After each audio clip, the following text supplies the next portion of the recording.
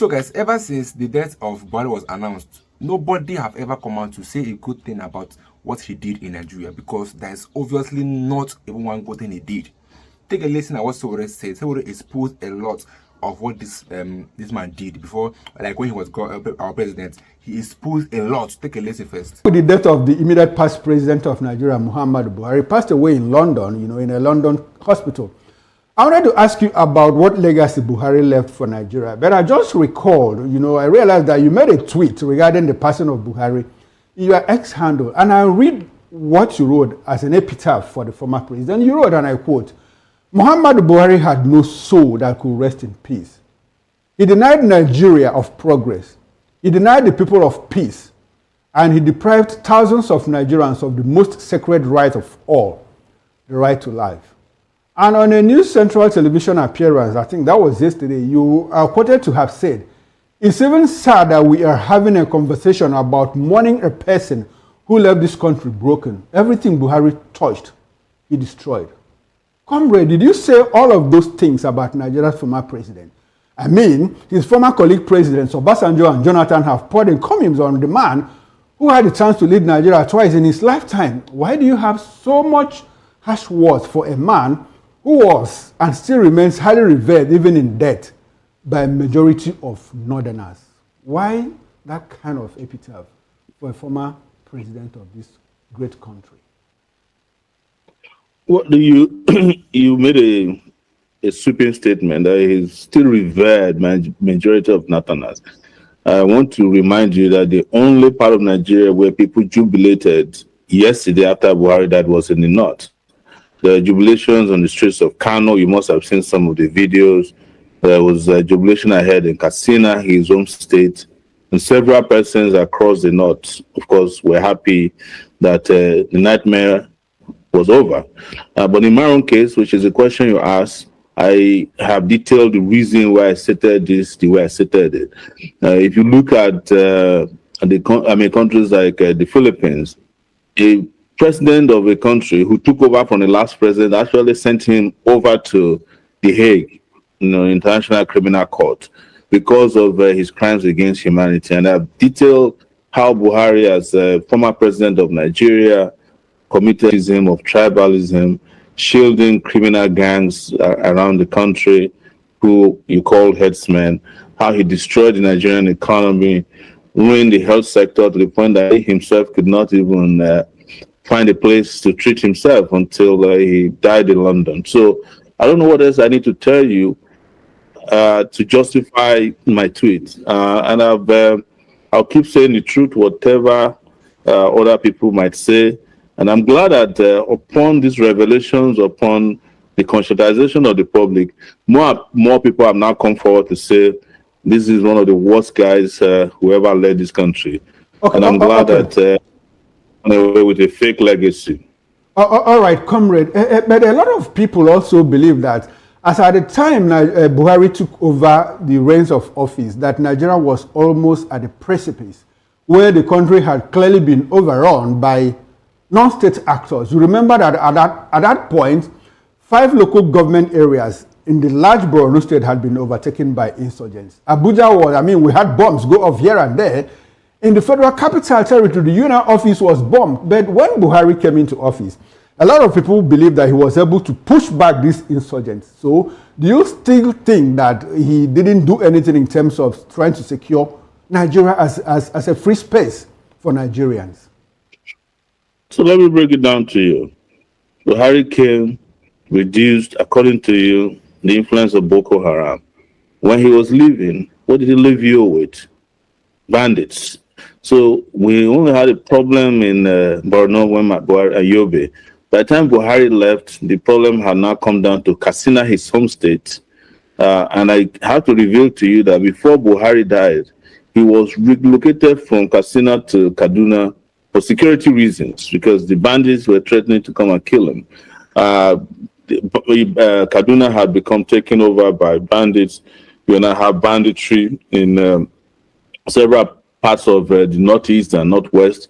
You now have full-blown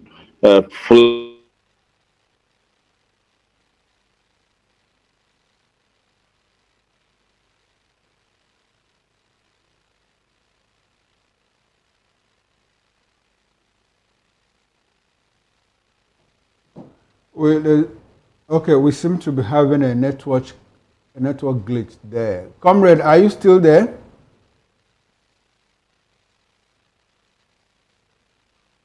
Comrade, can you hear me?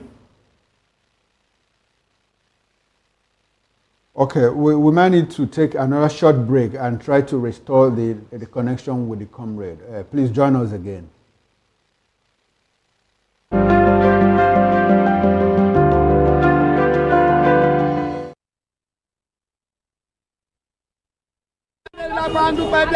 Good morning. It's the start of a beautiful day. Or start your day right with a healthy dose of news, fun, and inspiration. Join us on VOP this morning for the latest news, trending topics, and uplifting stories to set your day on the right vibe. From news and current events to lifestyle and entertainment, you are covered. VOP This Morning, 8 a.m., Monday through Friday.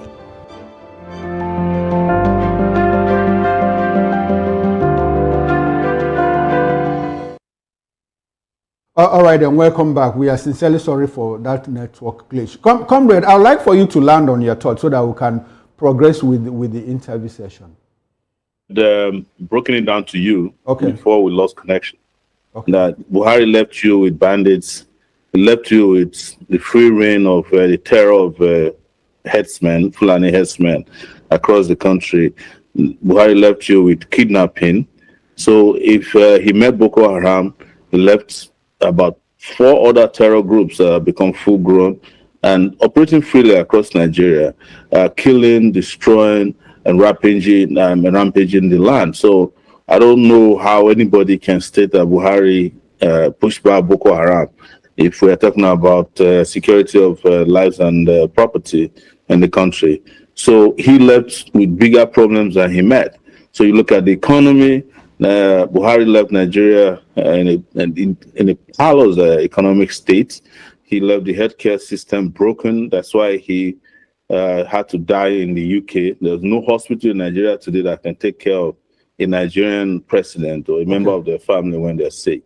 But Buhari left Nigeria with a terrible legacy. And I've listed that he was one who was responsible for the killing of young people who were waving Nigerian flags at the toll gate in Lagos during the NSAS protests.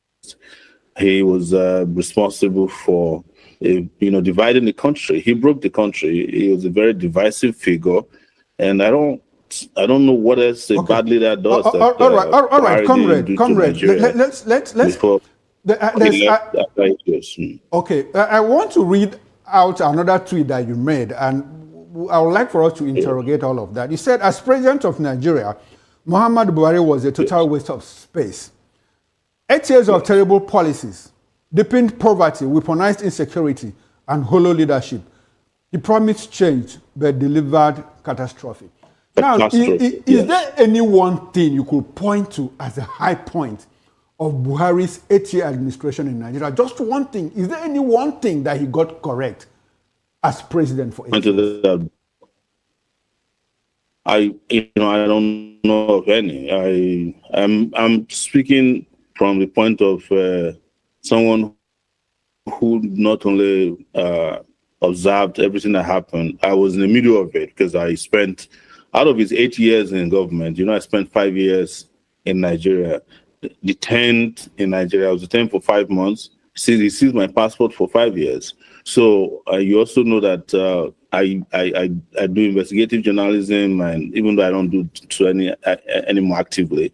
So I documented what Buhari did.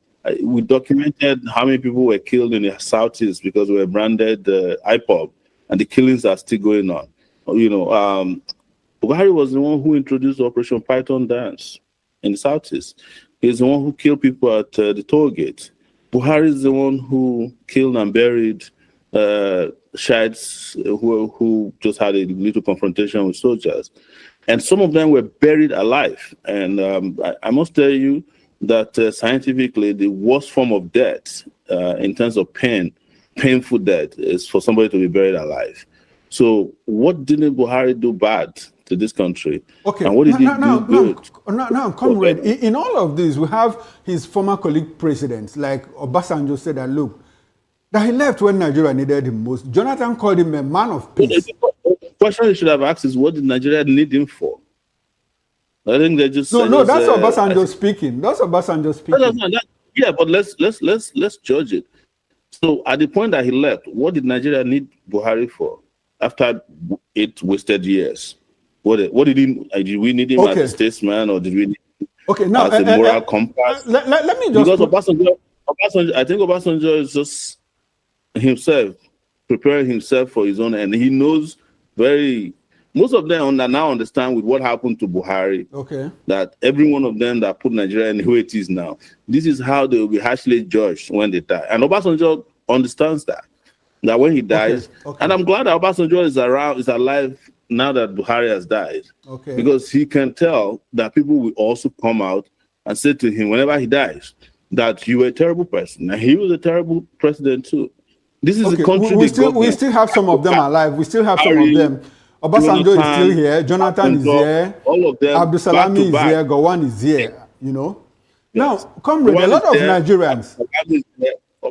Babangida is there. Babangida all is these there. Guys, there's none of them that is not watching now and say, "Wow." So Nigerians pay attention to terrible things we do.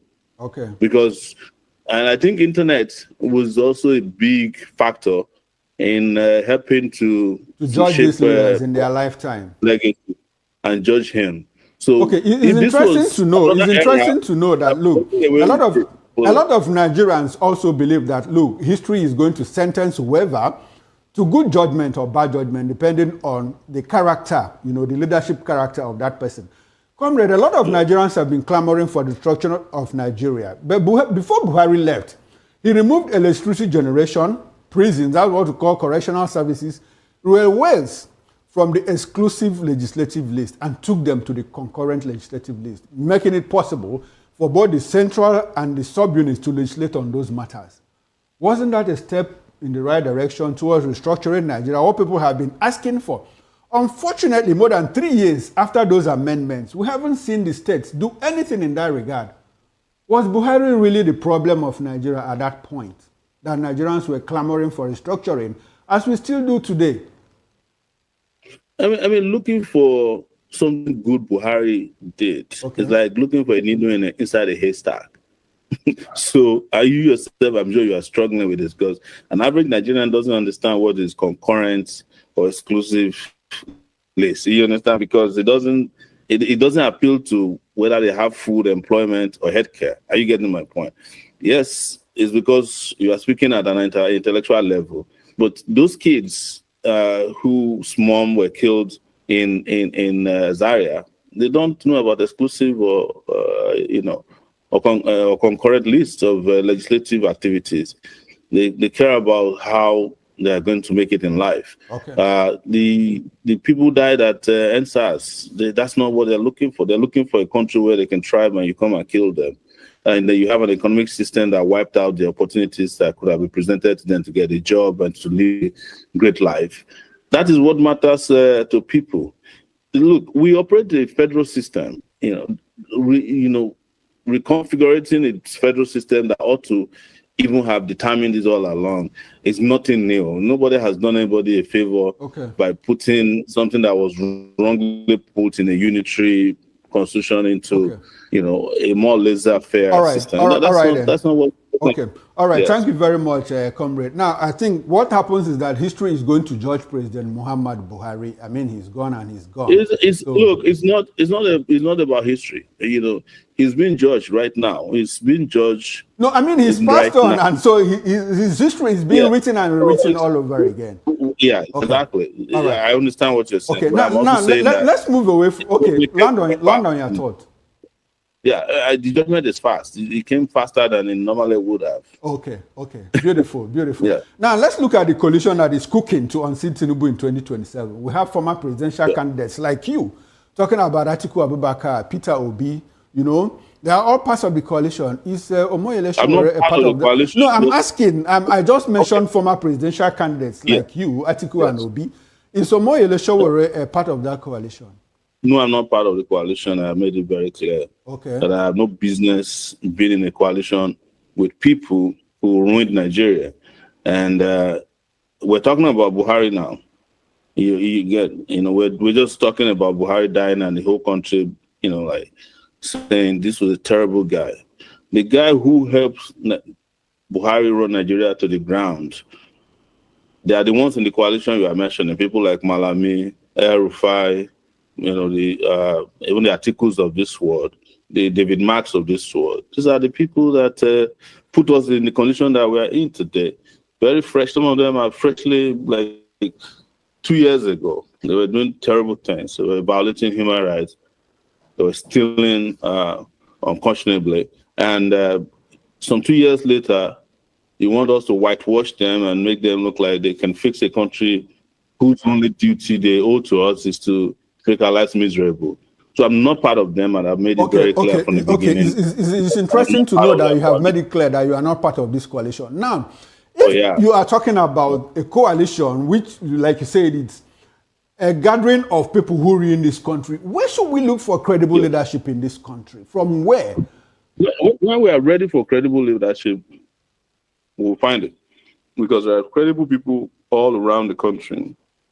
There are credible people in this country that are incredible, brilliant, intellectually sound, very untainted individuals in Nigeria and even in the diaspora, people who left and that are available to serve. But the question is that Nigerian people themselves, we should ask that very unpopular question. Are they looking for credible leadership, or they are stuck in what is known as the Stockholm syndrome? Exactly the point. They're being very familiar with being in love with your captors. That's therefore not my fault. Okay. Now, essentially, these credible people that you are talking about, very intelligent people in all parts of the country, how do we prop them up? How do we find them? If you consider the fact that, look, Nigerian politics is highly monetized. I recall that you also ran in 2023 elections, and you are credible. Nigerians believe in you. The youth believe in you. But you couldn't get past the post. Why? Because maybe you're not a money bag. You couldn't get a financier, to do all of that for you. So how do we get these people into politics? How do we demonetize the Nigerian politics? It's not about demonetizing politics. So what do we do? Because I ran for president twice. And I can tell you this for free, and it's not a secret, that the moment people see you as a credible person, you spend less money and you gain more ground. So, but nobody should tell you, and I won't be sitting here lying to you, that anybody who wants to run for office should have no money. That is a recipe for a disaster, because I've seen it happen before. You're going to need money, but you're going to need less money if you have more credibility, because credibility and integrity and honesty and brilliance to the Nigerian people, they can see it and they appreciate. They see that as currency as well. They see that as resource, so as human resource. But the problem is that there also has to be a complete mind shift of a majority of our people who will honestly adhere to consistently from the beginning to the end their tenacity, saying, look, this is the leader we want. These are the qualities they have, and we've found some of them. And we're going to stick and stay with them until the end. If we go hungry or we starve, it doesn't matter. But the problem is that people can promise you before election. They can say some of the nicest things. Majority of those people may not even go out to vote on election day. And the ones that go out to vote, who we promised at the beginning, will collect money because they're looking for instant compensation at the polling unit or polling booths, and the rest are just generally afraid sometimes because there's a lot of violence. All right, comrade. Let's still dwell on credible leadership. Of all these people, that are out there, Atiku wants to contest, Malam Nasir El-Rufai wants to be president, Rotimi Amechi wants to be president, Peter Obi wants to be president. Who else wants to be president? Among all of these people, is there not one of them that is credible enough to lead this country, to greater heights? Just if there was, I would have told you even the last time we met on this your show. I think we had a group We had a whole panel where I had Yes, conversation yes. with you. And I broke it down.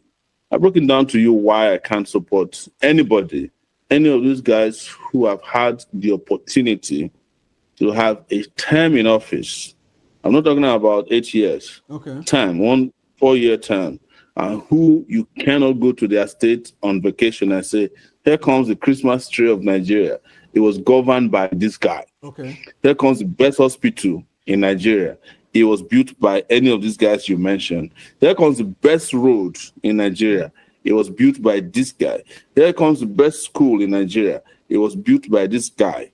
There's none of these guys you mentioned. Okay, okay, comrade. Let me put you on the spot more like, in all of this, you can't even mention, what if somebody like Peter Obi doesn't fit into that mode, into the mode that you just created now? But the moment you say you want to put me on the spot, I know you want to mention Peter Obi. Okay.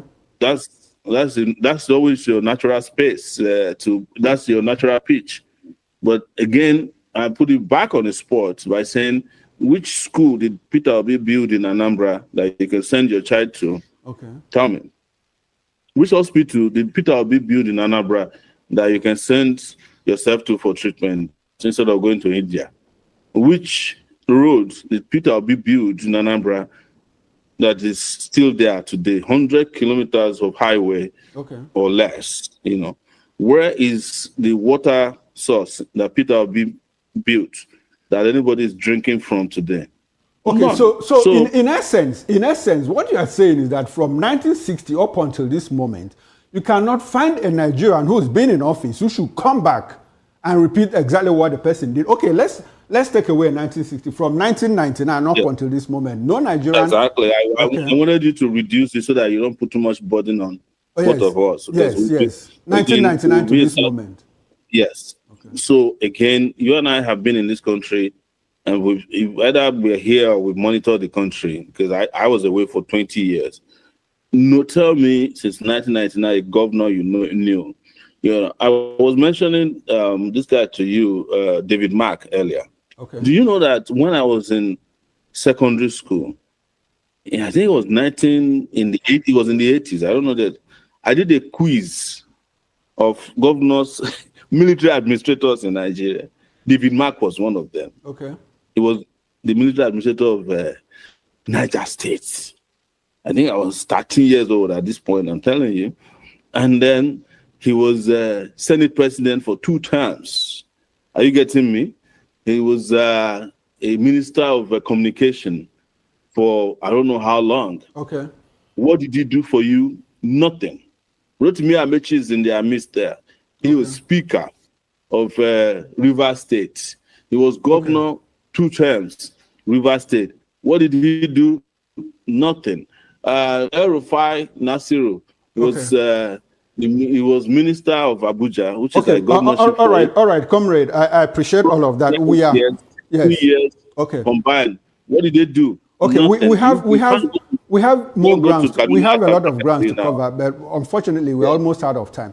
I'd like for us to go back to the issue of Peter Obi, because you said something when I said I'll put you on the spot. You said you knew I was going to talk about Peter Obi because it's my natural space. I don't know what you mean by being my natural space anyway.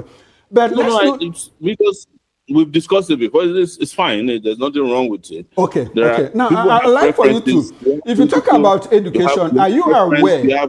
Okay. Yes. Are you aware that Peter Obi won a United Nations award on MDG as the state that did the best? Anybody can win a United Nations award. The guys who are managing United. By the way, I've never heard that the United Nations gives awards to state governors. But it's out there in the public space. It's on the net. You can find it. That might be true, but that the United Nations award, I thought that United Nations is another group that monitors the world, not to be given awards. But let's assume it is true. What did they give the award about? I'm talking about substance. We are talking about paper. Anybody can. Is it not Nigeria? No, the paper came out of the substance of what the United Nations observed. Anyway, comrade, let's leave. I want us to. No, I don't want us. I don't want this thing to descend to an argument about P2B or Labour Party or any of this. We are looking for. We are in search of credible. I came to your station last time. I predicted that Labour Party was going to be going back to the market. Okay. All right? Okay. You go and watch. Because I called the Labour Party Airbnb short renter that they are done with Peter Obi and they have gone back to. You know that Labour Party has now they are looking for another tenant. You saw them with comrade. We are looking for credible leadership. We are in search of credible leadership for Nigeria. Absolutely. Good. And let's in look for it without bias. Without exactly the point. Exactly the point. I mean, that's my point. Nobody's. I mean, if I enter into my bedroom, I touch the switch and there is light. I open the tap. There's water. And the roads are paved. My kids go to school. I can go to hospital and get free treatment or even at a very cheap rate. Will it matter to me if the president is from Cameroon or from any part of the world? I don't care if the president of Nigeria is a character on telebobbies. Okay. You understand? As long as things are working, are you getting my point? And that's my position. Now that leads me to my next question. That leads me to my next question. Still talking about leadership. Yes. It's easier to make a change from inside. Is there a possibility that an Omoyele Sowore can serve in this government or any government as a minister? Talk about bringing change from inside. Can it happen this time, next time? No. Why? No, because the inside that you're talking about is a cemetery for people with conscience. We have seen what happened to everybody who wanted to go to the inside to make change. Okay. They didn't come out alive. They might come out physically alive, made more money, but I'm talking about people who we used to think have conscience. Are you getting my point? Okay. And look at the Tai Solarins of this world. Even Wole Soyinka, he barely escaped from Babangida when he went to do road safety. All right. They tried to set him up. Okay. So, all right, comrade. Do you want to tell me all right. Nigeria's history? Okay. Now, comrade, are you on the ballot in 2027? That is, if you had told me that you're going to ask me that question, I would have prepared my answer. But that's a question for another interview in the future. Okay. Yes. Okay. Now, I promise I will actually prefer to come to the studio, but because it would be nice to have you in the studio here so that we'll do away with all these network glitches and all of that because network. So that we can, I promise you this. I'm a friend. I'm a friend of this platform. I love what you guys are doing, and I hope this becomes one of the best platforms news-wise in the country. So I'll come to the studio, and when we do.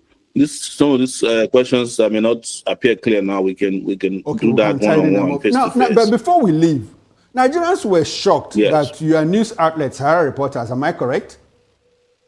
You own Sahara Reporters, you run Sahara Reporters, was mentioned as one of the platforms. I founded it. Okay, you founded it. That received money from governors of the Northeast. In a list where insurgents like Todd Bello were paid, and we haven't seen you respond to that allegation. Okay. No, of course I responded to it. I responded to it. The state has responded to it. It was a fabricated list by the former governor Matawale, who Sahara Reporters exposed as funding the bandits in Zamfara. Okay. So he went and made up a list. If you Google it, the state came out and said it's fake. I have also responded to it. It's fake. You have to research. It's in the first place, Sahara Reporters doesn't receive advert from government since it was started 19 years ago. We have never accepted advertisement from government, and we will not. I don't see that happening in the future. Even though I no longer manage Sahara Reporters directly. But that's false. That's false news. Okay, it's quite interesting to hear you clear the air directly and. Absolutely, it was Matawale that made it up. Okay, more like Dobson, he was trying to cook up something against you because of what you did. He was just trying to get back as Sahara Reporters for the in-depth reporting that was done. Don't forget that the same Sahara Reporters reported 3 days ago that two former head of state are dying in London. The second day, one of them died. So you should respect the platform. No. Sahara Reporters is one platform that you can't take away that from them. They are always up to the minute. Yeah. Okay, comrade, unfortunately, we are out of time. It's good to have you come here physically next I time will. so that I we'll promise. trash out I'm all of sorry these about and all hold a the very important technical conversation. issues. This is the reason why we need real credible leaders so that our Okay. internet can work. Simple things like this, basic things like this. And we're all about making the country work. And we don't miss word. I don't miss word about it. That's why I don't have nothing held me back when Buhari died, and I had needed to let my voice be heard. Even though I would say it, I have my own personal biases against him because Buhari tried to destroy me. He tried to kill me. Yes. My younger brother was killed, In the and I process. suspect that Buhari had a hand in it. Yeah. My mom has been down with stroke for 5 years. She got stroke the day I was abducted in the courtroom. So, All right. but you know what? Okay. It's a small world. Everybody who said we'll kill Sowore, from Abakari to Issa Funtua to Buhari, Okay. they have all gone. But nobody will All live right forever. then. I said it's very shameful that our president dies in Nigeria and nobody had a good thing to say about him. It's a very shameful thing. All they can say that what he did was he did everything wrong. There was no even one good thing you can say that he did. Is here the massacre that happened in Lagos State? Is it the NSAS protest? The people that died? The list goes uncountable. What this man have done? Is it the illegal arrest of Nnamdi Kanu? Many things that this man have done. Nobody came out to say one good thing about him. I believe you took your time to listen to everything Sowore said. Sowore exposed every hidden secret when Buhari was alive. And it's not as if they've not been saying it. They've been saying it up and down. Even said they denied that there was no massacre that happened at Tollgate. Do you know how many lives that lost during that NSAS protest? Then the government denied the fact that they didn't do anything. Do you know how many souls Buhari have died? That's the reason why Sowore said that his soul will not rest in peace. Because everybody coming out now, nobody is even sympathizing or crying or something like that. Everybody is saying that what he did was wrong. He did this, he did that. There was no testimony of good thing that he did. No testimony. That is a very bad thing. It's a very, very bad thing. I'll keep on saying this thing. It's a shameful thing to hear that our president, our former president of Nigeria, died in another country, in a clinic in another country. What happens to the clinic in Nigeria? What happens to our hospitals in Nigeria? It simply shows that Nigeria don't have any working hospital with good facilities enough to take care of our own politicians. Rather, they use our public money that we don't have to go and take care of themselves outside country, thereby facilitating and improving the economy of another country, whereas the economy of that country is going down. Schools in Nigeria is not working. Health sector in Nigeria is not working. Agriculture is not working. Security is not working. Nothing is working. Nothing in Nigeria is working.